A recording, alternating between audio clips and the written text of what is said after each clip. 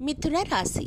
మిథున రాశి వారికి ఈ భాద్రపద మాసంలో బుధుడి అనుకూల దృష్టి వలన తలచిన కార్యాలు జరిగే అవకాశం ఉంది. వ్యాపార వృత్తి కోసం కొత్త కొత్త ఆలోచనలు చేస్తారు. భాగస్వామ్య వ్యాపారాలకు అనుకూలం.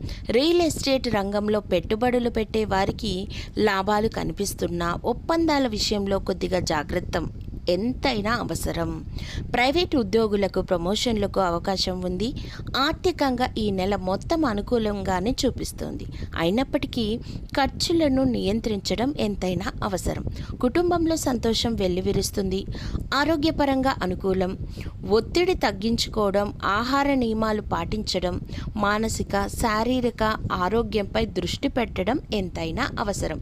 ఈ మాసంలో మీకు గ్రహబలం ఎలా ఉందంటే బుధుడు అనుకూలంగా ఉండటం వలన వ్యాపారం విజయవంతంగా ఉంటుంది. గురుడు అనుకూల దృష్టి వలన ఆర్థిక స్థిరత్వం పెరుగుతుంది. ఆస్తుల కొనుగోలు చేస్తారు. కుజుని ప్రభావం కొంచెం వక్రంగా ఉండటం వలన కొన్నిసార్లు తొందరపాటు నిర్ణయాలు తీసుకునే అవకాశం ఉంది. కాబట్టి జాగ్రత్తగా మసులుకోండి.